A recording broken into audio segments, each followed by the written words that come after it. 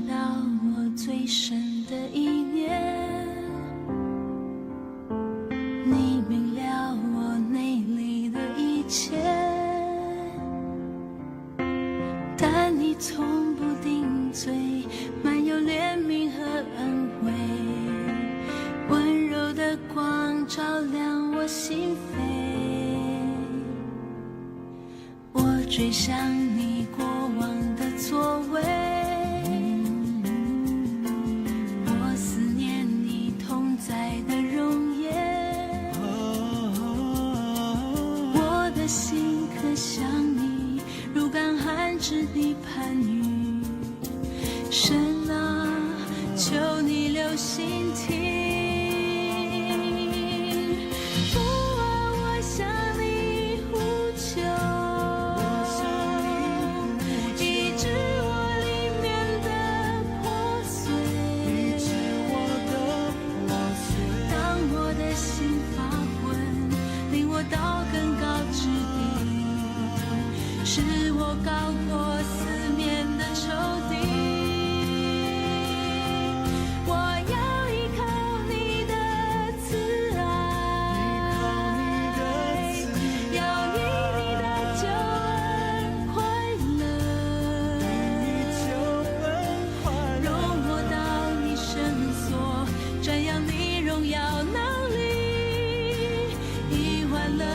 嘴唇赞美你，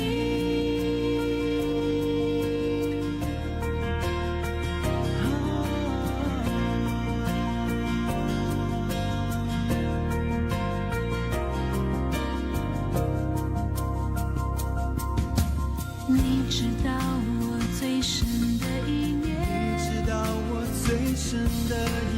你明了我内里的一切，但你从不顶嘴，满有怜悯和恩惠，温柔的光照亮我心扉。我追想你过往的作为，我思念你同在的容颜，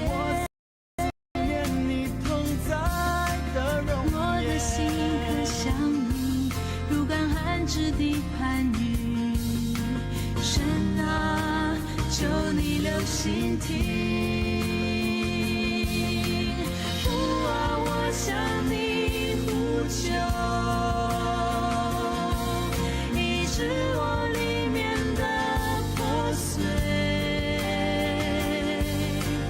当我的心发昏，领我到更高之地，使我高过四面的仇敌。我要依靠你的慈爱，要以你的救恩快乐，容我到你圣所，瞻仰你荣耀能力，以欢乐的嘴唇赞美你。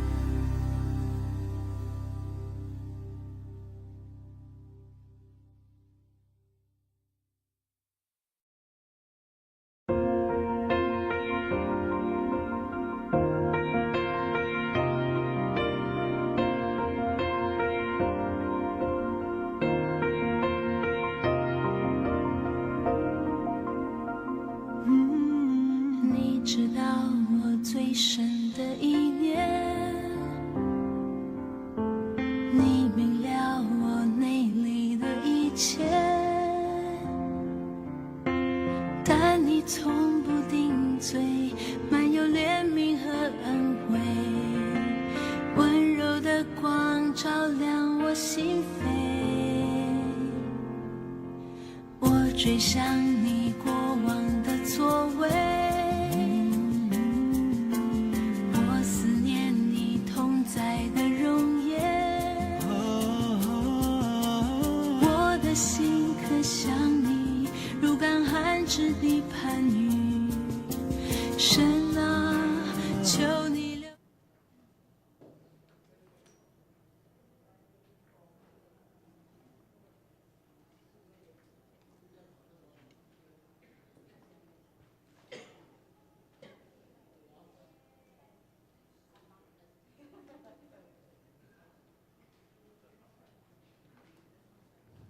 弟兄姊妹，大家平安。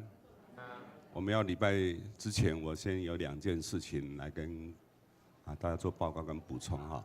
第一点哈，检查一下我们手机好不好？手机是不是关机还是摆在静音？好，检查一下哈。第一件事情，那第二件事情就是今天我们有守圣餐嘛哈。那我们今天哈就不花那个。塑胶袋大袋子给大家装那个圣餐杯哈，这样免得在传递的时候有一点混乱哈，有点我们要节约环保哈，环保节盐哈，所以请我们用完那圣餐杯哈袋子自己先保管一下好，然后散会的时候拿到门口那边有塑胶袋好这个带了一个塑胶袋哈，2件事情哈。造成不便，请大家来配合哈。以上，我们就用安静的心准备我们今天的敬拜。阿门。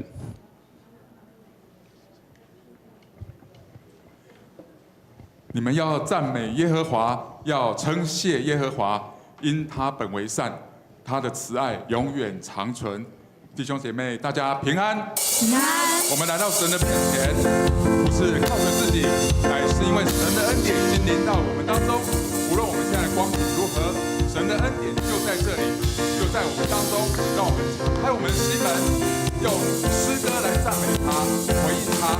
弟兄姐妹，我们一起起立，让我们一起来宣告说：神的恩典降临。将这河变为刚强，引诱人为孤独。他的看见为不变为造物，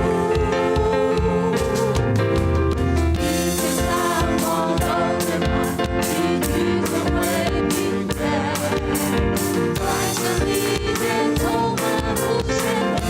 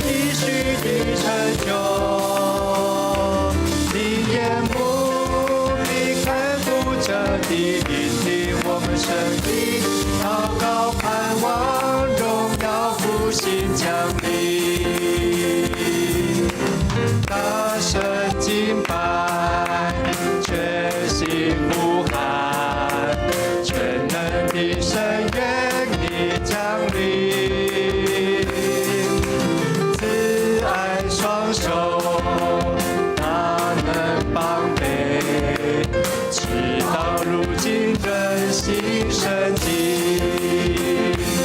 你眼目必看顾着你眷顾你的儿女，你必早说你许的成就。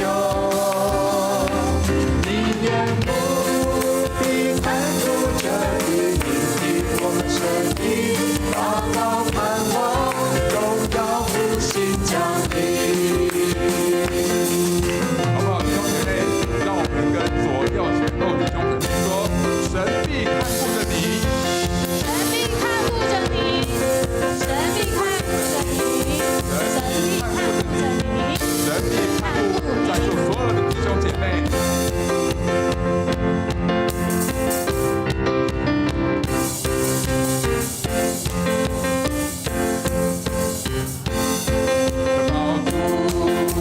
心中的有爱你，一定要是护着你，遵行你的旨意，谦卑归在上你，我们一定要跟随你，来宣告，是我们的保护，心中的有爱你，一定要是护着你。来吧。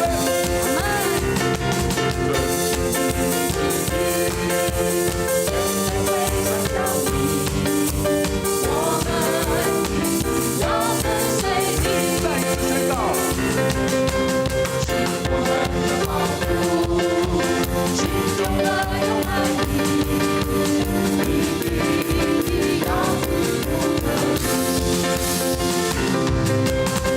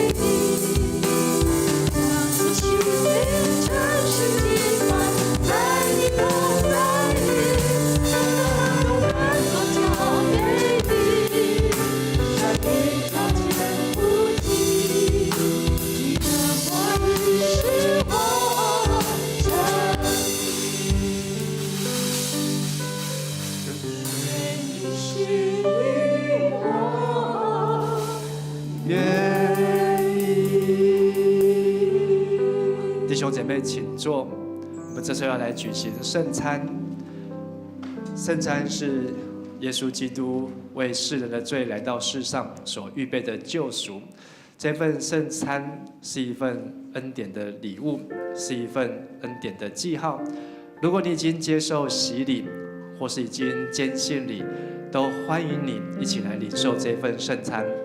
如果你还没有受洗，或是你小时候洗礼还没有坚信礼，也请你能够预备心来准备洗礼，准备有一天能够坚信礼来领受这一份的祝福。耶稣说：“我是生命的粮，凡到我这里来的必定不饿。我所赐的是永生的粮食。”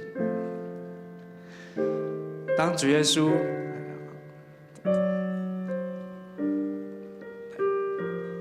再往前一点，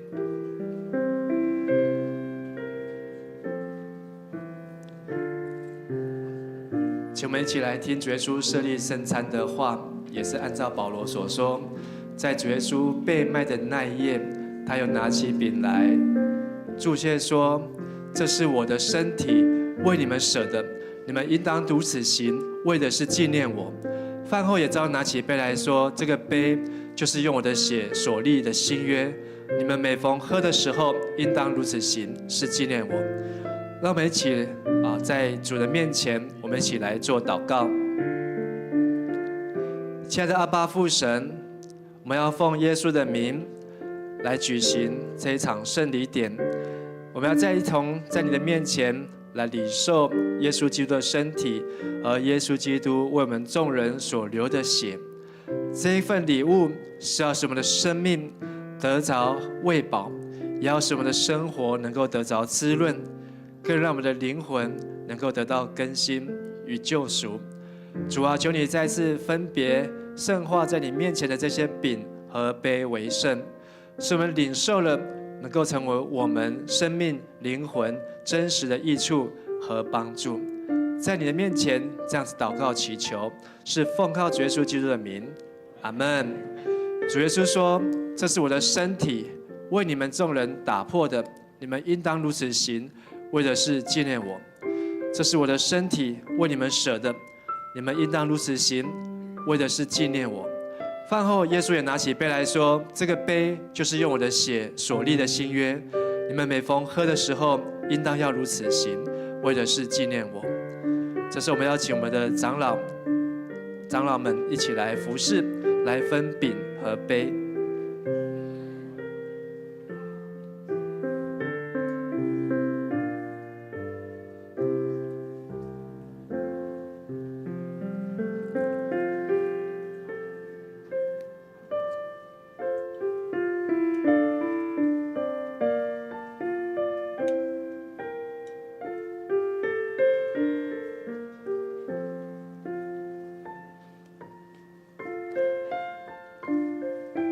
当我们拿到饼和杯的时候，我们可以先安静来祷告。圣经告诉我们说，当我们一起来领受的时候，若不分辨，就是吃喝自己的罪。我们祷告的时候，可以求圣灵帮助我们，能够来悔改，也能够在主的面前，能够省察自己，我们的生活、言行举止当中，是否有对神不敬、得罪神的地方？我们是否有全心、尽心、尽性、尽力来爱主？我们是否有与人嫌隙，没有来与人和睦？求主帮助我们，能够借着圣餐，借着主耶稣的身体与他的血，能够与人和好，也能够与神和好。如果我们的身体遭遇疾病，如果我们的生活遭遇缺乏，当我们在领受圣餐的时候，我们可以跟主祷告说：“主啊，求你来医治我，帮助我。主啊，求你来供给我，喂养我。”圣餐是神给我们的祝福，是一个属灵的恩典，让我们在祷告当中能够更加与主来亲近。如果你还没有受洗，你也可以来祷告，求主帮助你，让你能够更明白受洗礼的意义，以及领受圣餐的祝福。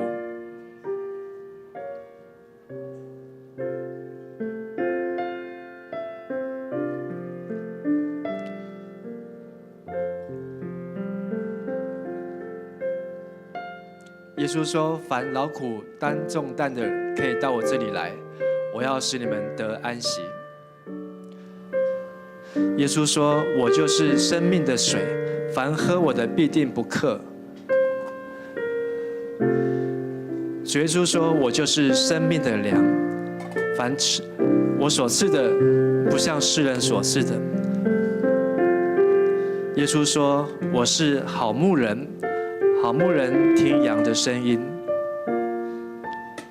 主耶稣说：“我就是道路、真理和生命，若不借着我，没有人能到父神那里去。”耶稣说：“这是我的身体，为你们舍的，你们应当如此行，为的是纪念我。”这个杯是用我的血所立的新约，你们每逢喝的时候，应当要如此行，为的是纪念我。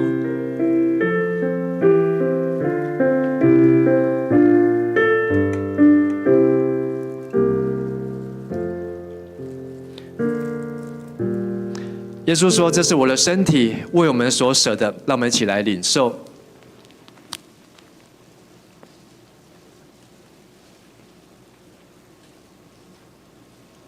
这个杯是用耶稣的血所立的新约，让我们一起来领受。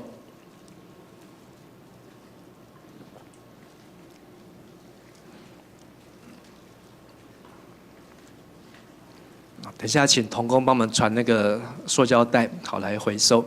没有，好，那请大家可以先放在地下。你们每逢吃这个饼、喝这个杯，是表明主的死，直到他再来。让我们一起来祷告。慈悲爱我们的天父上帝，我们向你献上感谢，让我们今天有这样的恩典福分来到你的面前，一起来与主耶稣同坐席，领受主耶稣所赐给我们生命的粮食。耶稣的宝血要来洗净我们的罪，医治我们的病，并且要在我们的生命当中带领我们人生的脚步。也愿你祝福我们今天所领受的圣餐，使我们能够靠主耶稣重新得力，使我们能够恢复与人、与神、与自己都有和谐美好的关系和见证。也盼望你的耶稣基督再来的时候，我们都是你忠实的信徒，预备好迎接耶稣基督，你要来到这世上来掌权。愿主你的话语、你的爱、恩典充满在我们每一个弟兄姐妹的身上。特别在我们当中还没有受洗的兄姐们，也求你帮助他们能够早日明白受洗的意义和真理。我们家中还没有信主的家人，也求主你能够透过我们为主做美好的见证。我们同心在主的面前献上祷告、祈求、感谢，都是奉靠主耶稣基督的名求，阿们。我们这个时候要来举行奉献，奉献是基督徒感恩的表现，是出于甘心和乐意。如果你还不明白奉献的意义，请用祷告表达你的感恩。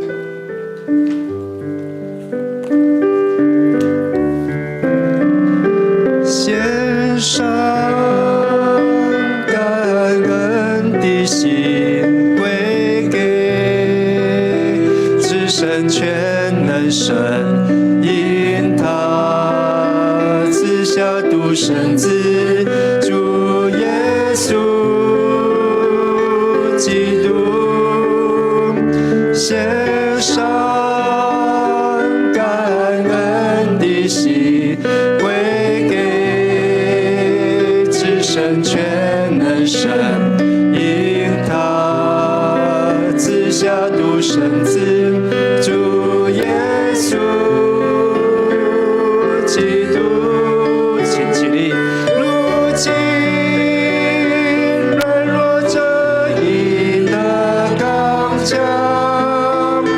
贫穷这一臣服主，有一位主已成就了大事。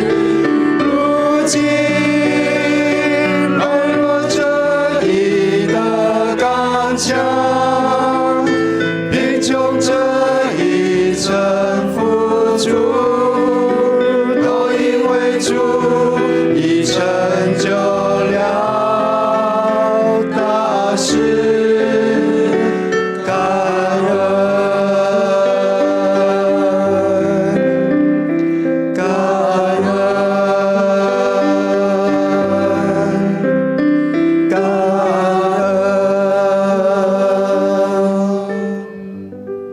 我们一同低头来祷告。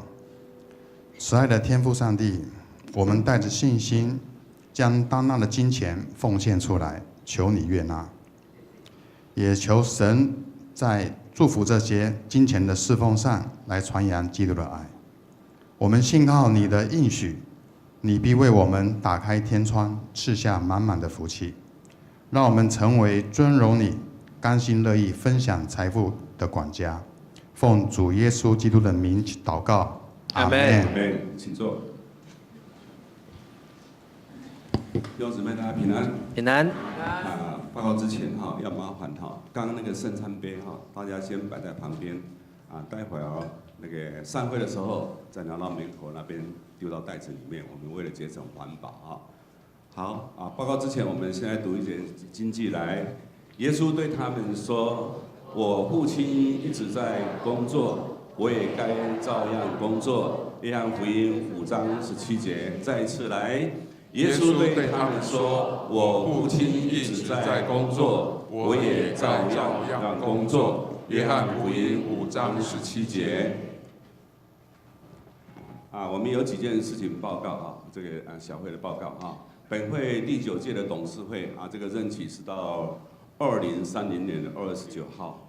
那林顺正长老第9届的董事长，简忠义长老谢谢是书记洪翠玲长老是会计我们都有传承那这个早上牧师也讲到，是一种使命，也是一种呼召传承我们特别要感谢第8届的董事长董事过去4年的服侍，我们特别要感谢陈章美辉长老26年的董事长，不简单担任董事长的付出与辛劳，愿神继任事务。我们再一次掌声来感谢这些董事跟董事长。下一页。好，今天是举行第2次的圣礼典成人洗礼有席贵勤廖财宝，信仰告白有陈以乐曾雅文，小儿洗礼有张思彤成人会籍有转籍的有蓝介逢，还有黄进人，还有兰恩兰恩。男人好他们都是从寿山左营还有台北信友堂我们掌声今天我们都有这么多位的新朋友感谢主感谢主好。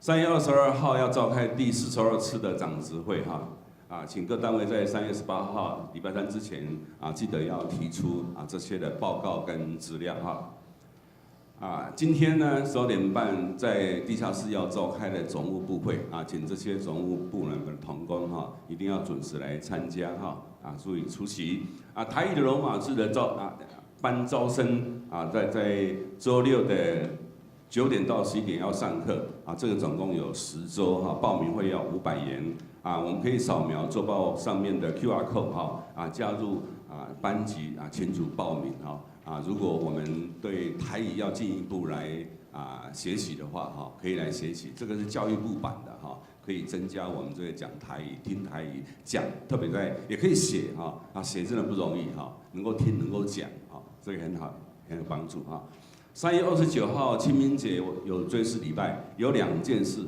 如果你要继续保留来追思故人的就在我们49号1楼中岛那边来签个名表示要继续如果是有新的，你要新增的追思的故人我们要填写追思卡，跟在干事那边拿一张追思卡那我们可以把它摆上去。记得要继续保留的要到中岛签名，要新增的就要填写新增的追思卡，到3月22号截止。一等亲什么叫一等亲？我自己上下爸爸这个我们的下一代这样，就这个一等亲旁边就没了OK 下一页好，3月9号礼拜1开始明天松仁大学就要开始来开学了简章放在教会1楼，欢迎兄弟自由索取，报名请洽詹翠文干事。松仁大学有非常丰富的这些课程在座有符合资格的举个手，55岁对当好 ，OK 哈，欢迎哈，可以来参加。里面有非常多的这些的兴趣班哈，我们可以学习哈。好，装备课程开课了哈，装备课程开课了哈。这个课程有Year 1有Year 2要在3月14号礼拜六开始要上课哈。Year 3呢，在3月16号礼拜1要开课这个是可以线上上课的哈。每个阶段课程报名费300元，3月12号礼拜4要截止报名哈。好，牧师来补充一下，在我们的周报里面呢有这个夹页是关于 A3 的装备课程的简介哦。好，那目前在我们的教会上完 A1 的有122位已经来上完 A1 的课程。好，那 A2 有68位哦。好，那我们也在这个月要来开始来上 A3 的课程，好，也鼓励弟兄姐妹好都能够把握这个机会来装备和学习。好，虽然有一点点报名费，但是这些报名费都是用在我们自己每个人的身上。好，教会没有要赚大家的钱的意思。好，而且这个报名费也会鼓励我们能够更加的看重这样的课。好，所以呢，跟你旁边的弟兄姐妹鼓励说，我们要一起来接受装备，成为耶稣的门徒。我们要一起接受装备，成为耶稣的什么门徒？好，谢谢。OK， 好，下一页来。好天平山庄又安排第3梯次的参访是在3月26号星期四如果要参加的兄姐可以在1楼中岛来登记没有参加过的会有优先已经有举办过第1梯次、第2梯次，这个是第3梯次特别加油好康，对不对？团购的话会特别再有优惠将来在那边也是一个怎样？小教会呢对不对？OK， 好，下一页好，为3月份的寿星庆生我们看一下 P2 那边周报第2页请在场的寿星上台来领受祝福生日名单请见周报来。请3月份的寿星不用客气，到前面来3月份的寿星，请你站起来好吗？3月生小礼物好，那请来到台前，来到台前。周报第2页里面很多的请同工来送小礼物。掌声欢迎 Happy birthday to you, Happy birthday to you, Happy birthday to you, Happy birthday to you. 祝你生日快乐，祝你生日快乐，祝你生日快乐，祝你生日快乐。我们请牧师来为他们来做生日祝福的祷告。好，我们一起为台前这些弟兄姐妹，还有我们周报上面有65位，或是在线上的弟兄姐妹，我们一起为他们来祝福。亲爱的阿爸父神，我们感谢你，我们在今天的主日当中，来为在3月份生日的弟兄姐妹们，在教会当中有65位有这么多弟兄姐妹在庆祝他们出生的日子，也求主你赐福他们每一位都能够在这个月份当中能够经历神的爱、神的同在。特别也祝福他们手中所做的一切的工作，祝福他们的身体健壮，灵魂兴盛，凡事亨通，也祝福他们的家庭平安喜乐，能够容神益人。也愿神你使他们所收到的不是只有这手上的小礼物，所收到的还有从天上来的恩典，还有祝福。愿神你垂听我们的祷告，我们这样祷告祈求，感谢祝福，都是奉靠主耶稣基督的名。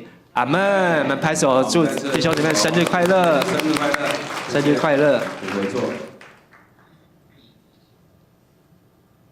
好我们接着要来读圣经今天的圣经记载在约翰福音6章25到29节，我们一起来读来25节。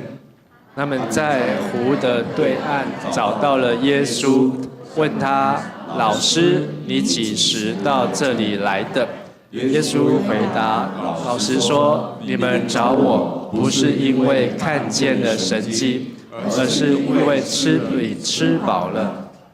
要为那会腐坏的食物操劳，要为那存到永生的食物努力。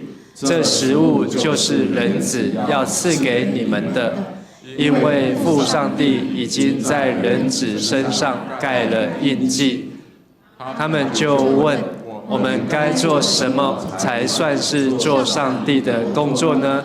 耶稣回答：“尽他所差来的那一位，这就是上帝要你们所做的工作。下面我们要请本堂的陈柏正牧师来为我们来讲道。他今天为我们讲到的是神机3，工作无缺，工作无缺。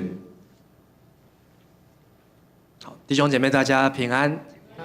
我来介绍一下，刚才我们在周报上面没有登到，但是我们在第一场礼拜当中有来做信仰告白的这个思彤的妈妈张成林姐妹，好，她也成我们教会的一员，我们拍手来欢迎成林。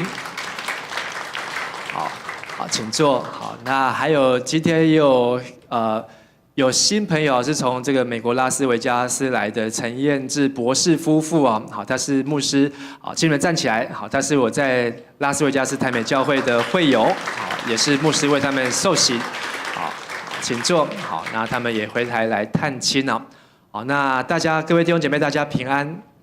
好，那我们在约翰福音，好，今天来到介绍第3个神迹，好，是讲到跟我们的工作有关。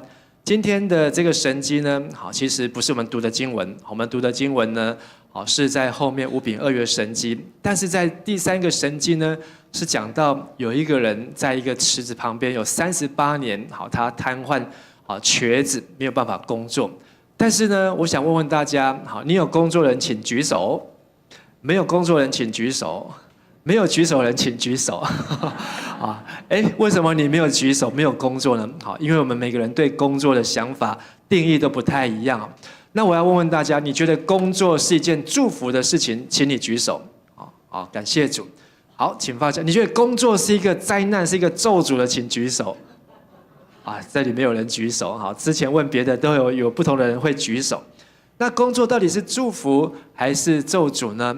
如果你觉得工作是一个幸福的，我相信你会每一天工作充满了活力，好，充满了干劲，好，天还没有亮呢就想要去工作，好，公司的门都还没有开，你也想要早一点去公司去开门，好，但是如果你觉得工作是一个灾难，是一个咒诅，你在工作当中，哇，就是能够躲就能够躲，能够闪就能够闪，而且呢，每到了礼拜一的时候呢，总会礼拜一就变成 Monday Blue， 好，就整个礼拜一都是蓝蓝的。但是呢，工作是幸福还是咒诅呢？工作是上帝要给我们的祝福。跟你旁边说，工作是神要给我们的祝福。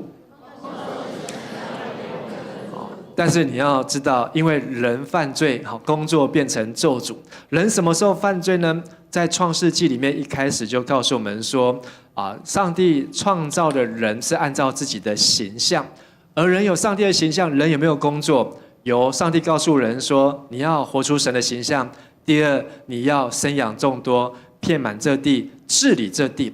所以每个人来到这个世界上，好，神都已经把工作派给每一个男人和女人，活出神的形象，还要能够生养众多，传承，治理，遍满这地，遍满全地，治理这地。而上帝所造的亚当，在伊甸园当中，上帝给他特别的工作，就是要管理伊甸园的园子，而且还要把所有的动物都要取名和命名。但是呢，亚当夏娃，好，当他们违背神的话，不遵守神的话，去吃了那个分别善恶树上的果子之后，人就遭受咒诅，地也遭受咒诅。所以男人呢必须工作，好，然后呢他必须要流泪，流汗，好，不是流泪也差不多了，好，他必须要流汗满面，好，才能够糊口，好，就是才能够填饱自己的肚子。而女人呢也必须要经历生产的阵痛，好，才能够孕育传承这样的生命。虽然人在工作在生儿育女上面，好，不听上帝的话，好，人被神所咒诅，但是耶稣来要救我们脱离这样的咒诅，不在工作当中、生活当中背负重担和刑罚，而是要让我们能够去享受、经历那工作的祝福，各样的工作。而今天的故事的背景呢，今天的神迹的背景呢，是发生在耶路撒冷圣殿外有个毕士大池。这个池子呢，大概有100公尺这么长，分为上下。那这池子呢的这个设立呢是在主后30年，但是到主后70年，耶路撒冷被毁坏的时候，这个毕士大池它也就跟着毁坏了。在这池子有一个传说，就是每当池水搅动的时候，第一个下去的，他的身上的病都会好。所以耶稣来到一个摊子的面前，问他说：“你想要痊愈吗？”耶稣知道这个病人他病多久呢？38年。所以38年都不用出去工作，你觉得是幸福还是咒诅？没有人想要像他一样。他的工作呢，很有可能就是在这个毕士大池的其中一个走廊，在那边跟人家来分钱。其实，在我们做礼拜，我们常常都会经过中华路，经过教会门口，我们这个骑楼走廊，也都会常常遇到有这些的街友，他会在那边乞讨，他会在那个地方，在那边来跟人家要东西。有一次，我就在看到这个银行呢9点要开门的时候呢，这个常客也是一样躺在门口，人家银行都要开门了，他还睡得正香，睡得正甜，完全没有受到外界的干扰。就一个阿伯呢，他就掏了从他要来银行排队开门，就掏了他的100块，就给了这个人。但是我那时候心里面有个冲动，我的冲动呢，不是要跟这个阿伯说阿伯你很有爱心，我的冲动是想要跟阿伯说，阿伯你不要给他钱，因为你给他钱会等于你在鼓励他继续在这边跟人家要钱。如果你真的想要帮助他，可以给他更好的，就是让他能够恢复到正常的生活。所以在我们教会当中，我们经常怎么样来做呢？我们都会打电话给里长，说这个街友，他现在在这边，请里长跟社会局来联络。我们打了很多次，里长呢，也真的都是有来处理，社会局也都来处理。社会局怎么处理呢？社会局就会把他们带去安置。然后让他们能够知道他们的户籍在哪里、户口在哪里、家人在哪里、电话在联络。如果他真的是没有地方好，社会局会帮他找一个安置，因为我们这是我们的政府的系统，所以我们住在台湾这个社会，我们住在台湾这个地方呢，其实是有政府在照顾的。你给他100块，其实只是让他继续留在这个地方跟人家来要钱。要怎么样让他能够重新回到生活？不过我们也知道，里长也跟我们回馈说，有一些人呢，就是他真的不想要被人家管，不想要被人家安置，他还是喜欢在街上睡在骑楼当中，他还是喜欢能够跟人家来要钱，跟人家来要钱。所以呢，这也是他的工作，他的工作就是表演睡觉，然后表演要钱，这也是他的工作。但是耶稣对这个毕士大池这个38年真的是非常的久，38年的这个摊子呢，他可能是后来才来，但是他可能已经瘸腿很长的一段时间。耶稣医治他，让他恢复正常的生活。其实耶稣是要让他的人生能够找到一个方向，能够找到一个工作，但是这个工作呢，是要上帝给他祝福的管道。今天我们知道工作是上帝要给我们祝福，我们要从3件事情来看工作跟我们的生活的相关。首先我们要知道工作是生活的上帝，让我们一起再来读第5节和第6节。在那里有一个已经病了38年的病人，耶稣看见他躺着，知道他已患病多年，就问他：你要得到医治吗？这是在约翰福音第5章，耶稣对这个人说：你想要病好起来吗？因为你病好起来的话，你就可以恢复正常人的生活啊，你就可以开始有正常的工作啊，就可以有正常的家庭。但是这个人却怎么回答呢？这个人回答说：没有人帮我。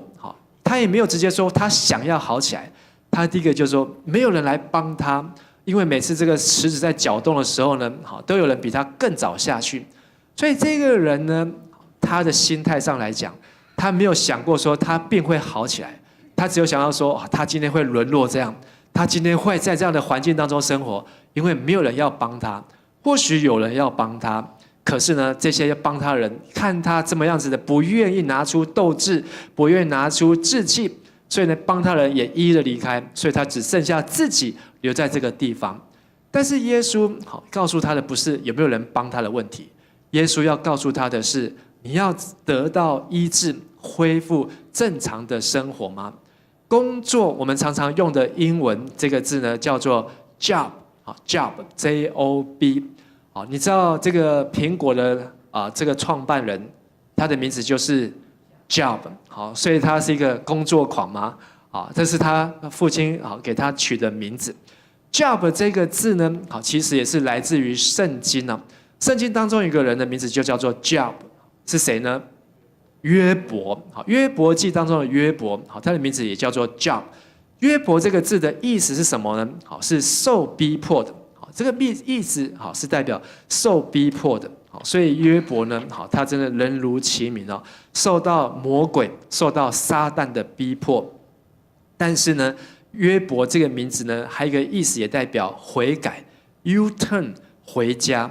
所以在约伯记的最后尾声呢，哇，约伯有一个180度的转变，他跟上帝不再发脾气了，他悔改了，他回家了。好，所以他说：“我从前风闻有你，如今我亲眼见你。”所以他懊悔，好，他在懊悔的当中，他悔改。好，这也是约伯这个名字非常特别的地方。但是呢， Job 这个字呢，好，其实工作呢，跟希伯来文的 avodah， 好，这个字的字根跟另外一个字敬拜是连通的，所以意思就是说，工作跟敬拜意思是相通的。好，请说一次，工作跟敬拜意思是相通的。所以我们说，工作是你的上帝。好，你在工作的时候敢不敢迟到？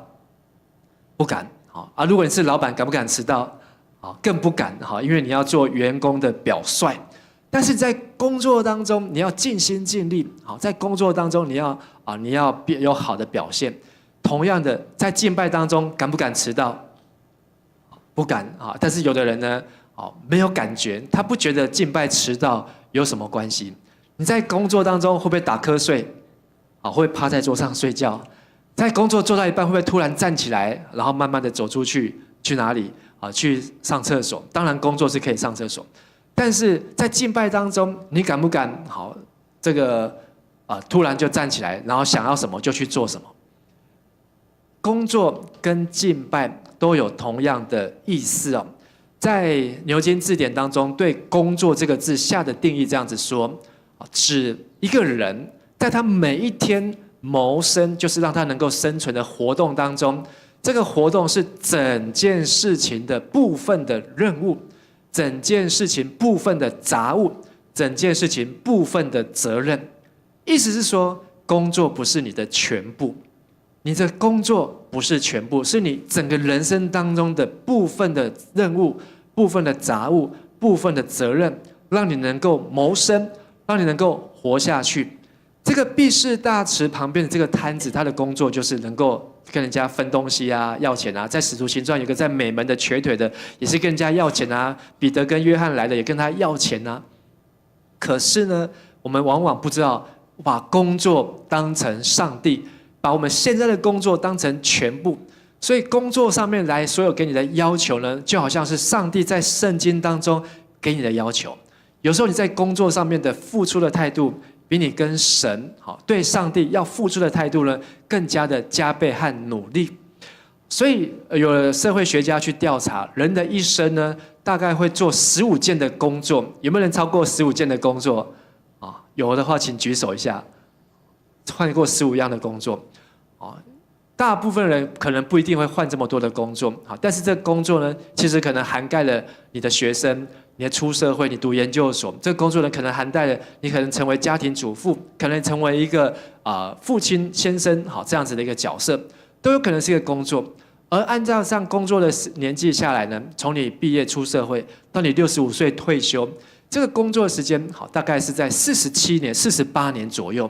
人的一生几乎一半的时间都在工作，但是如果人花这么多的时间在工作，你却没有去想这个工作什么是我整个工作的全貌，什么是我整个工作的全面的部分，你只是一个部分一个部分又换一个部分，可是最终没有看清原样。工作是我们的敬拜，所以工作就是我们的上帝，要将我们的全部都奉献出去。worship 这个字英文单字呢，是 worth 跟 ship 这两个是结合起来的，叫做敬拜。我们来做礼拜 worship to God， 我们敬拜神，可是把这个 worth 就是你觉得价值的、贵重的、有意义的，就是 worth， 好，你觉得非常的有价值。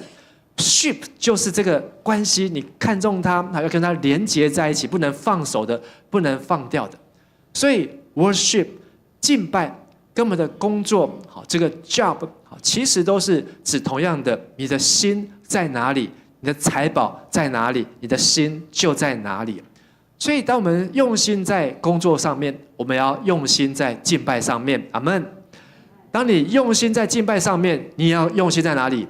工作上面，在你的工作上面。耶稣他来的工作呢，不是告诉这个池子旁边的人说，来，那我陪你，下次水搅动的时候把你推下去，你就可以好起来。这不是耶稣的工作。耶稣的工作是要恢复这个人的生活的主权，是要帮助他不要继续在这边当乞丐，好，在这边要饭，已经38年，你可能还可以再活38年，你可能人生70几年都要这样子继续的活下去吗？耶稣给他更好的，你要得到医治吗？你想要痊愈吗？你想要找到你工作的动力吗？如果你每天工作，明天又要上班了，你的上班是带着昏昏沉沉，好，带着一副痛苦的样子，你想要得到医治吗？盼望主耶稣能够医治你，让你在工作的时候真的是找到这个上帝要给你的祝福，因为上帝要恢复你的主权。所以我们要用工作来敬拜神，不要敬拜马门。请大家说一次，我们要用工作来敬拜神，不要敬拜马门。虽然你来做礼拜，好，没有人会发钱给你，而且你还要做礼拜，还要来预备奉献，好，你要奉献给神。但是你觉得这是一个 worth， 是一个 ship， 觉得这是一个 worship， 就是你要在这边跟上帝最好的放在这里，而且你要跟上帝紧紧的抓住和连结。但是你的工作呢，这么非常的拼命，最后你想得到的就是这个薪水，想要得到的是这个职位，你想要得到的是这个名声，但是这个 worship 好要在神的身上。第二个工作除了是我们生活的神，我们要敬拜神之外，第二个工作也是我们生涯的接力啊，生涯的接力。我们继续来读约翰福音的第5章第17节，耶稣对他们说，我父亲一直在工作，我也该照样工作。当耶稣医好这个病人之后，后面又发生一连串的插曲，就是呢，原来耶稣医好他的那一天，好，我们今天来看是礼拜天，那时候是安息日。安息日犹太人都不能够做工，也不能够搬家，也不能够走1000公尺的路，好，所以呢，好，这个人呢，他病好之后，耶稣叫他起来，拿起你的褥子，拿起你的棉被，走吧。他就真的就走了啊，他就开始可能要出去，要去找一份工作来做。可是呢，就被人家盯上说，安息日大家都乖乖在家里，你怎么到处在外面走呢？就犹太人他们没有看到这个人病好的神迹，他只看到这个人居然在安息日做礼拜之后犯规，在安息日迟到，在安息日不听话，所以他们找到了耶稣来问耶稣，说为什么你在安息日医病呢？耶稣又用这句话，我的父亲设立了安息日，安息日不是要让人来安息，安息日呢是神要做工，所以我也继续在安息日工作。工作的另外一个英文，我们常会用的单字是 career。career 这个字呢，这个字是来自于拉丁文，是赛马的意思。有没有看过赛马？如果你去澳门，去看这个赛马，哇，这个每一个马呢，这个骑马的驯兽师呢，大家在上面是全力以赴。然后在这个赛马当中呢，大家也是全力的呐喊，然后他们压住，然后都希望都能够得第一，全力以赴。这就是这个字呢，就被用来形容 career 工作。所以你想想看一看赛马，再看一看你自己的工作，有没有像在赛马一样这么样的认真？这是我们一个态度，全力以赴的工作。career 这个字呢，它在中文的翻译，翻成生涯，翻成职涯，翻成志业，翻成事业。意思就是说，这个工作呢，我不是来打工的，不是来 part time 的，不是来做短时间的。这个工作呢，我要越做的越久越好，我希望能够长长久久，甚至久到一个程度。我希望这个工作呢，是我的下一代，或是我的亲朋好友都可以来做一样的工作。所以台语说假后到修补，好我们就会希望能够传承，好，所以政治人物他如果在这个政治人物的工作上面，哇，他觉得很棒，他也希望他的孩子下一代能够做政治人物。这个医生，好，觉得这个当医生的工作很棒，他也希望他的下一代怎样也能够来做医生。这是一个开店的，做开餐厅的，他觉得这个工作很棒，他也希望他的下一代怎样跟他一样。好，所以你的工作，我来问问大家，你的工作跟你的上一代的是一样的，有没有这样的人？你的工作跟你上一代是一样的啊？有，好，有哦，有。好，那你的工作，你孩子的工作跟你一样的有没有？也有，比较多。好，我们因为这边稍微有点年纪，谢谢，请放下。这个代表什么呢？表示你这个工作呢，就真的像是个 career 赛马一样，你真的是全力以赴，以至于你的孩子呢，好，也看到你这样的工作，他也想要跟你一样这样的认真工作，所以愿意跟你做一样的工作。这是职涯生涯的接力啊，生涯的接力。我的爸爸也是牧师，好，但是我的爸爸在当牧师以前呢，他有很多的工作，好，他读过农校，读过军校，好，然后呢，他还呢去这个马街医院当过护士，好，护士，然后呢，他还去这个当职业军人，还去华航，好，修过飞机。好，然后他还去工厂上班，还开过公司，还开过工厂。后来他还开了神学院。好，现在他的工作呢是种田，好，种花，煮3餐。好呢，在彰化陪妈妈，好，当妈妈的司机。好，他的工作真的是非常的多，我觉得应该超过15个。好，但是呢，其中的一个工作，好，我也看见，好，就是父亲给我的影响，所以我跟他一样。也成为一个牧师，好，但是我可能没有办法去修飞机啊，好，我也可能没有办法去种田啊，好，我可能也没有办法跟他一样去开工厂啊。但是呢，好，当一个职涯是会影响到你的家人，影响到你身边的人。好，有一句谚语啊，好，英文的谚语说：“滚石不生胎，转业不聚财。”好，当一个石头在吸水，好，如果它都没有动的时候，青苔呢就会覆盖在上面。但是当一个人常常在换职业的时候呢，他的职业就没有办法长久、长时间来规划。所以这句话是在鼓励我们说，一份工作，如果你能够想清楚，而且呢，你能够祷告清楚，让这份工作能够常成为你的志业，不是职业，是你的事业，是你的 career， 这样子就能够在这个当中呢，一代一代的传承。所以有的卖阳春面。也会传给他的下一代。有没有吃过第2代煮的面？那你通常吃到第2代煮的比第1代好吃，还是第1代煮的比第2代好吃？好，大家的经验都是真的，第2代要超越上一代的不容易，要跟上一代做一样的工作已经很难的。但是你要同样煮阳春面，你要煮的比上一代好吃，差在哪里？差在你有没有用心，你有没有用心？有时候呢，下一代在做的时候呢，他也说：“我看他怎么做，我就怎么做。”可是真正你要出类拔萃，你要用心。你用心之后，才有可能还会有第3代出来。你第3代再出来的时候，要再超越，就要更用心了。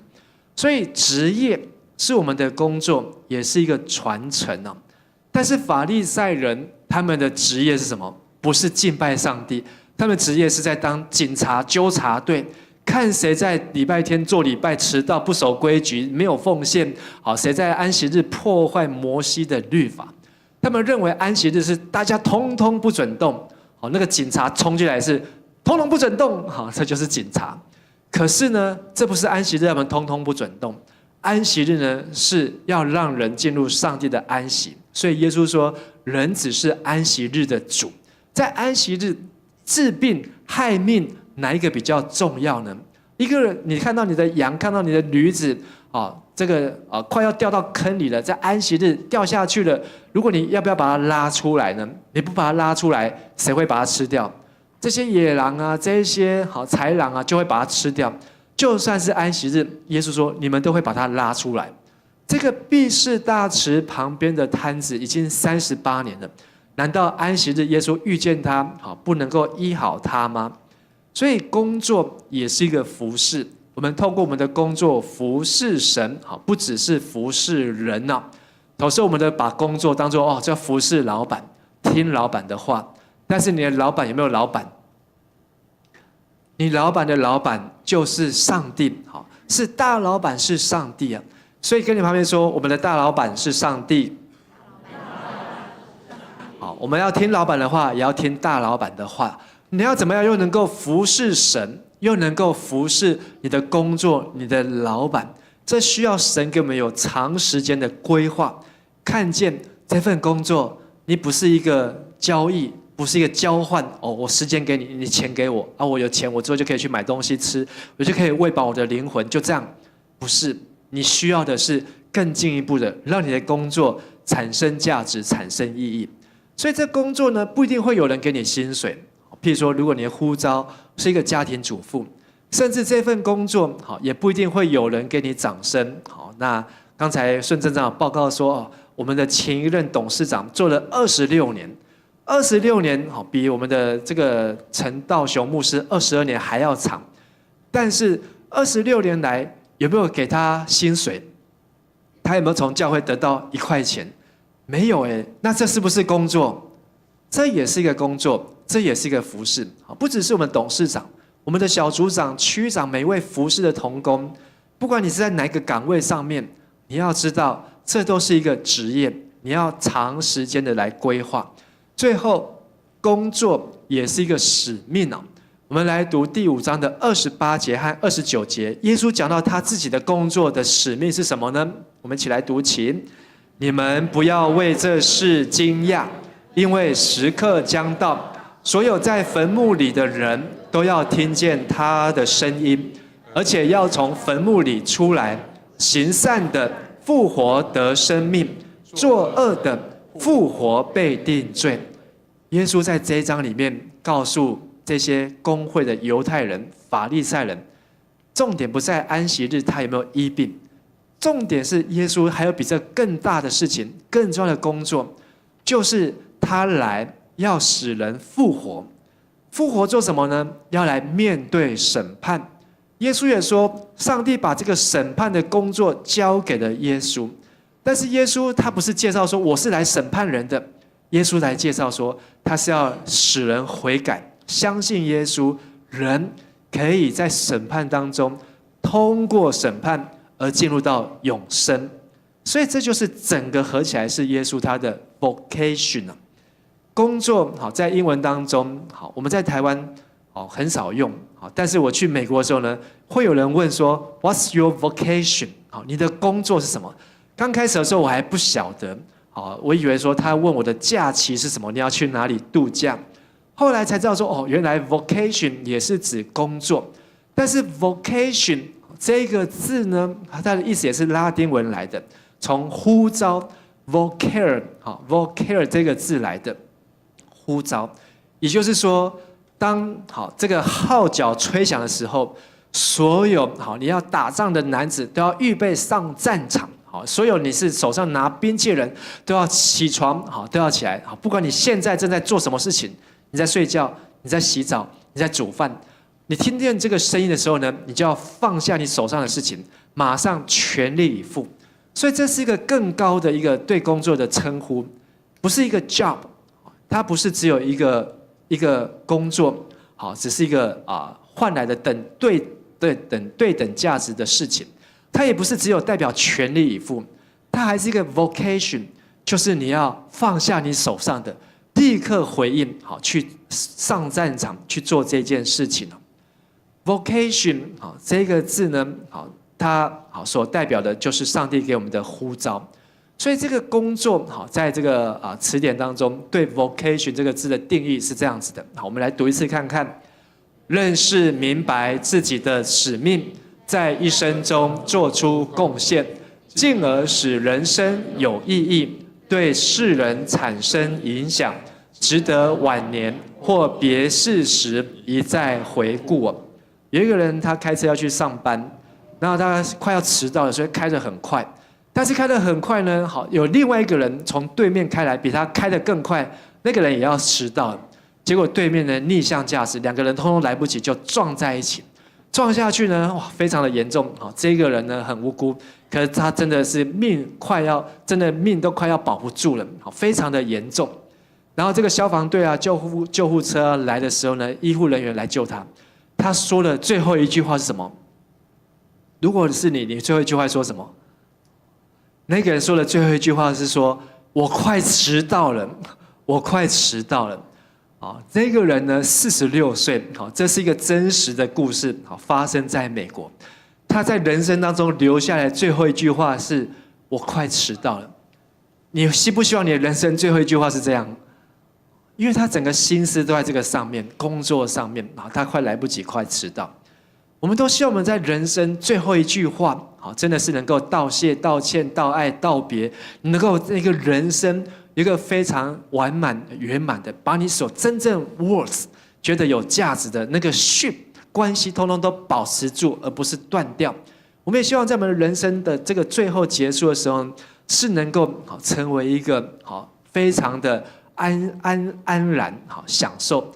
但是有时候呢，等不及，好，有时候我们没有做好预备，我们的人生的工作就突然就这样戛然而止，就这样就中断了。所以我们必须要常常预备，什么是我工作上面人生的工作的使命，好，人生工作的使命呢？还有一个年轻人，好，他的爸爸是医生，那他也是希望他的儿子也跟他一样当医生，但是他的儿子呢，就明明不想当医生，好，他的儿子呢，兴趣是在艺术的方面。所以呢，他儿子爸爸就逼他，你要考医学院，你要考医学院。后来这个儿子呢，果然考上了医学院。在他考上的那一天呢，他就把成绩单好拿来放在他爸爸的桌子上面，说：“这个给你，好，这是为你考的。但是呢，我要去做我自己想做的事情，好，做他自己想做的事情。vocation 好，要一个呼召。这个呼召呢，可能是从上帝来，可是从内心来。但是我们要去找到我们的工作的呼召，这样你用你的一生所做出来的贡献，才会在你在人生的时候可以回味、再回味、回想、再回想，觉得是我人生当中非常宝贵的。可是人如果没有这样的使命，他的工作会像机械一般，就是上班、下班、打卡，然后呢放假、休假，然后呢等待公司升迁。如果公司没有升迁就等待公司裁员；如果公司没有裁员，就等待公司退休。人生好像就这样一段一段，他没有看到他整个的全部，他只看到他的片段。盼望我们的工作不是片段，而是全面。你要把工作当作敬拜，就会看到你在这工作上面的职涯，你会看到你在这工作上面的呼召。我们的工作好像耶稣一样，是天父工作的延续。所以耶稣说：“我父做事到如今，我也做事。”我们的工作是要来荣耀上帝，不是要来荣耀人，也不是要来荣耀自己。有一个国王，他也想要来测验，在这个国家当中，到底有哪一些大臣，有哪一些达官显要是忠心的，跟他一样是真的想要把这个国家治理好的。所以这国王呢，就想出一个办法，他就是在这个王宫的外面的路上呢，摆了一块大石头，然后呢，他就躲起来，躲在远远的地方，看说要进去这个王宫的人，他们会如何来面对这个大石头。结果呢，他看到他的国家的大臣来了，看到这个大石头呢，这个大臣他没有去处理，这个大臣就怎样从旁边走过去了。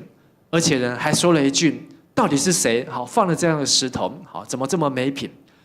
然后呢，接着呢，又一批的这些达官显要、有钱人、穿金戴银的也来了。结果呢，他们看到这个大石头，有没有去把它牵走？也没有。他们就说：“这个国家国王不知道在做什么，这些大臣不知道在做什么。路水沟不通，灯也不亮，路也不平。到底进户我在做代志，不在做代志？哇，念。但是呢，又来了第三个，是一个农夫，他呢正挑着他的菜扁担呢，要来卖菜，要进城里面卖菜。他看到这个大石头，这个农夫怎么做呢？他放下他的扁担，然后呢，他用尽他的全力，他想说，这个大石头如果一直挡在这个路中间，等一下可能还会有牛车，还有马车，还有货车，这样交通会阻塞。后面人都进不来，好，所以呢，与其这样，好，他就先把它推开。推开之后呢，哇，费了他很大的力气，他又回来要拿起他的扁担。当他一拿起来之后，发现那个大石头的下面呢，居然有一袋的东西。打开一看，是一袋的金币，还有一张纸。这个纸上面写着说，谁如果移开这个石头，这一袋的金币就要给他。再来，谁如果移开这个石头，拿到这袋金币，他就可以来王宫里面来上班、来工作，因为他是一个真正在乎住在王宫里面的这些的人哦。这个故事也让我们想象说，我们的工作 vocation 有没有呼召？有时候你在教会里面做事情，你可能就是在天国当中，上帝派你的工作，在天国当中，上帝派你的职务，上帝派你的服事。当你认真去做的时候，这个工作你就会得到奖赏。但有时候我们没有看到奖赏，只看到地上的奖赏，只看到那个眼睛看得到的奖赏，我们却把那个天上的奖赏怎么样舍弃掉了。上帝要的是5000两、2000两、1000两，好，不是只要他们的赚的多和少，上帝要的是那个忠心而且良善的仆人。今天约翰福音在第5章，我们看到毕士大池是耶稣所显出来的第3个神迹。这3个神迹让我们明白，工作代表我们生活当中的上帝。如果你已经选好这个工作，请记得，你不是只有工作上班，你也是在这个工作上面敬拜神。工作它也是我们的 career， 你要在工作当中，你要长时间来规划，你不要滚石不生胎，转业不聚财。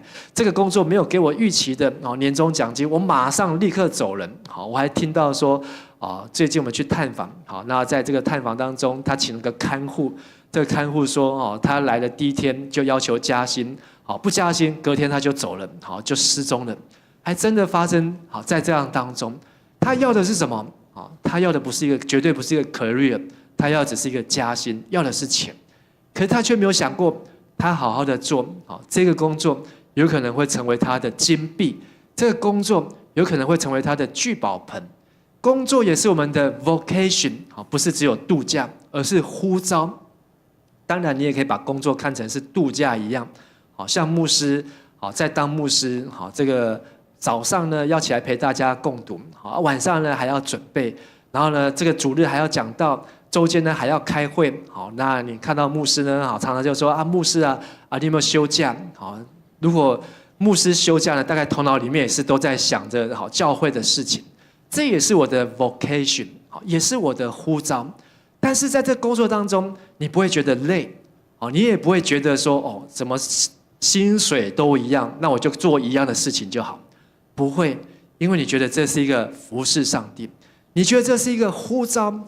你觉得这是一个使命，你今天不去搬开这个石头，这些石头会一直在那边，台语说定得，会在那边挡路。所以昨天我们在开小会的时候，牧师也自己给自己找麻烦，我们要来做一件事情，这件事情呢，我们要把教会的这个信徒手册呢，要来重新的再整理过，这个整理呢，花很多的时间，要花很长的时间，但是目的呢，就是要让我们的教会可以更顺畅的运作，让每一个，不管你在这教会10年、20年，或是你来这个教会10天、20天，你都能够很快的得到帮助，能够让每一个人都能够在这个地方呢，享受在这里教会的生活。我觉得这是一个呼召，也是一个使命哦。所以我们要学习像耶稣一样的工作，跟你旁边说，我们要学像耶稣一样的工作。这3件事情就是工作是敬拜神，工作是服侍神，工作是荣耀神哦。在约翰福音第4章，约翰福音第4章呢，讲到说耶稣他的工作就是遵行那差他来的旨意，所以他的工作就是完成上帝对上帝的敬拜。约翰福音第6章，就是5饼2鱼之后，耶稣说他的工作就是让人相信这是神所差来的。所以牧师有个工作也像耶稣一样，让你相信你现在在教会的服事就是神所派你做的工作。不管你是做发周报、折周报，或是排椅子的工作，这都是神所差来的。约翰福音15章说，耶稣的工作就是要来多结果子，并以此来荣耀神。你要能够让更多的人能够来遇见耶稣，相信耶稣，来接受耶稣，这也是耶稣的工作。盼望我们每一位弟兄姐妹，你的工作就是敬拜，你的工作就是服侍，你的工作就是一个荣耀上帝的事情。我希望你的工作不是诈骗集团，不敢拿出来跟上帝祷告。诈骗集团会不会跟上帝祷告？有的诈骗集团他会去烧香，他去跟神明求什么？求神明保佑他不要被人家抓到，求神明保佑他让他骗人呢越骗越多，求神明保佑他可以骗个几千亿，像那个太子集团一样。如果这样的神还真的愿意 ，OK， 我来保护你，警察抓不到你，继续去骗，这样的神还有公义吗？当你真的是一份工作，你跟神祷告，神你要向神来交账，你有没有好好在这份工作上面，家里的工作、学生的工作、社会的工作、社区的工作，或是国家的工作，你是否敬拜神，把最好的献给神，把全部献给神？这份工作是一份服事，不是只要得人的掌声，而是将来在天上神所给你的奖声。神对你说：好，这忠心又良善的仆人，可以进来享受你主人为你所预备的快乐。这是你的 career， 而相信上帝也要祝福你这样的工作，让你的孩子、让你的家人、让你的朋友都会欣赏你这份工作。你有没有看过在卖这个土耳其冰淇淋？土耳其冰淇淋可以赚多少钱？也不多，可是有多少人在欣赏他的工作？很多人大家都会停下来欣赏他的工作，好好在你的工作上面表演，好好在你的工作上面发挥。我最喜欢的就是《汤姆历险记》的例子。《汤姆历险记》，他被他的爸爸礼拜天不能出去玩，礼拜六不能出去玩，他要留下来刷油漆。可是他的朋友都在外面玩，他在家里面刷油漆。这汤姆怎么办？他就把刷油漆变成是一个很好玩的事情，他就在那边刷油漆，刷，然后再欣赏一下，再刷。结果他的朋友看到说：“你在做什么？看起来好像很好玩。”他说：“我在刷油漆啊。”结果呢，他的朋友说：“可不可以让我刷？”汤姆说：“可以，但是你要排队。”就一堆的小朋友通通来帮他刷油漆。做这个工作不要埋怨，不要把它当成灾难，不要把它当成咒诅。你要明白，这是神给你的祝福。在这个工作上面，你会有人来说：“哇，你这个职业我好羡慕啊！你这个职业我好欣赏。”不一定要赚很多的钱，但是你的态度对了，上帝就在你的 career 当中祝福你。最后要明白，这个工作是神给你的呼召。明天礼拜一，不用别人叫你起床，上帝叫你起床。每一天早上读经共读的时候，最近天气冷，天气比较冷，你会看到有一些人爬不起来。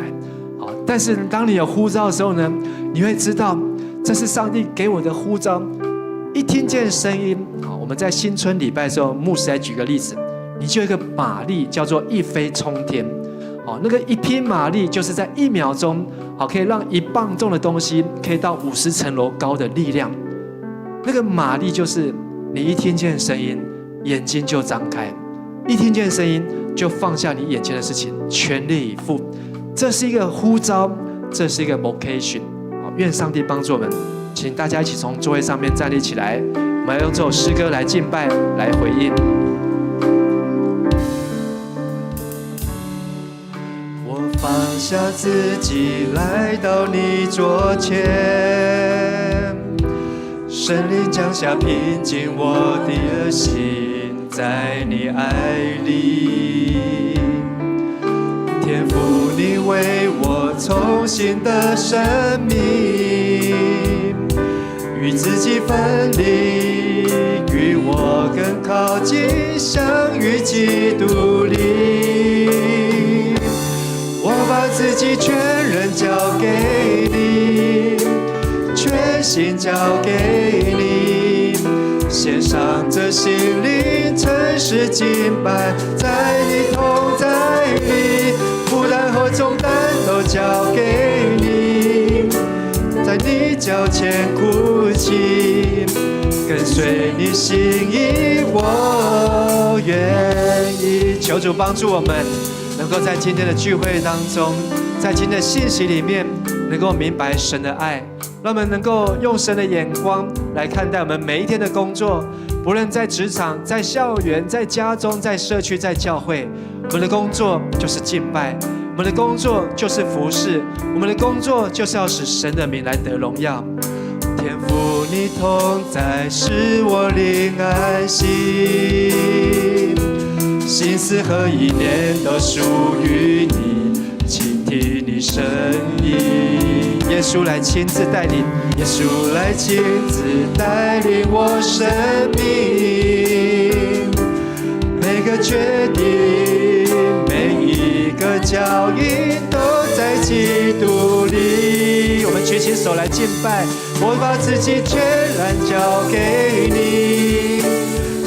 敬拜是我们的工作，敬拜是我们要全力以赴，敬拜是我们的生命，敬拜是我们的全部。哈利路亚！全把自己都交给你，在你脚前哭泣，跟随你心意，我愿意。我把自己全人交给你，全心交给你，献上这心灵，诚实敬拜，在你同在里，负担和重担都交给你，在你脚前哭泣，跟随你心意，我愿意。我把自己全人交给你，全心交给你，献上这心灵，诚实敬拜，在你同在里，负担和重担都交给你，在你脚前哭泣，跟随你心意，我愿意。负担和重担都交给你，在你脚前哭泣，跟随你心意，我最后把你所有的重担负担说，负担和重担都交给你，在你脚前哭泣，献给你心意，我愿意。亲爱的天父上帝，我们感谢你，因为让我们知道我们来到这世界上绝对不是偶然的，我们都是按照上帝的形象被造的。虽然我们觉得工作很辛苦，人生很难，因为我们需要更多生命树上的果子，我们需要更多神你的话语来滋润我们的心，我们就不会分别善恶，我们不会觉得工作是灾难，我们不会觉得结婚是咒诅，我们不会觉得生小孩是一件悲惨的事情，因为这都是神早已经预定要给人的祝福和礼物。主啊，我们是基督徒，我们是神的儿女，我们是按照神的形象被塑造的。我们要在工作上面敬拜你，我们要在工作上面服侍你，我们更要在工作上面来荣耀你。天父做工直到如今，我们也要做工，耶稣也跟我们一样的做工，让我们所做的工是能够荣耀神，是能够使人得益处，让我们所做的工作是有价值的，不是只有金钱，还有意义，有人生的意义。让我们的工作是长远的，是能够传承的，是能够感动人的，是能够激励人的，能够让我们的孩子看见的。主啊，求你帮助我们，更叫我们的工作是一份荣耀，让我们工作是一份呼召。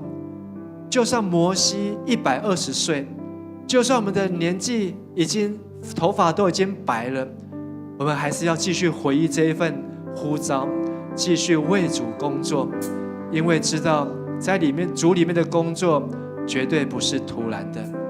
愿神你帮助我们，也愿神你的话语成为我们的力量，那么每一天张开眼睛，都来工作，都来敬拜，都来服侍，都来为神能够来荣耀神。愿耶稣基督的恩惠、天父上帝的慈爱、圣灵的帮助与感动，与你们众弟兄姐妹同在，使你们在工作上、在学习上，能够来敬拜神、服侍神、荣耀神，从今时直到永永远远。阿们。那么拍掌，把荣耀归给耶稣。哈利路亚。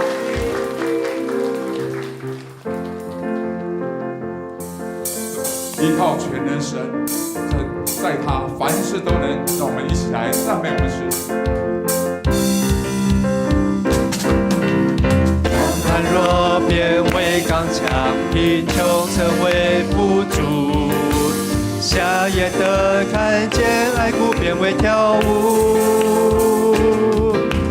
1000山洼都填满，崎岖成为平原，在神里面充满无限可能。你的能力不比我战胜试炼和困难，我相信你的恩典完全够我用。神的恩典已降临，喜乐充满我们中间，在恩典深处，重担都变为轻省。神的恩典已降临，喜乐充满我们中间，依靠全能神，没有难成神迹事。神的恩典已降临，喜乐充满我们中间，在恩典深处，重担都变为轻省。神的恩典已降临，喜乐充满我们中间，依靠全能神，没有难成就的事。依靠全能神，没有难成就的事。阿门。快请坐。好今天我们的聚会就到此结束请坐。我们要离开之前呢，跟我们今天有了新朋友我们互相来请安互相来请安也上帝祝福大家也可以到19号地下室那边去用爱餐那跟你旁边的弟兄姊妹说，下个礼拜再看到你。下个礼拜好，要走之前记得把刚刚那个圣餐。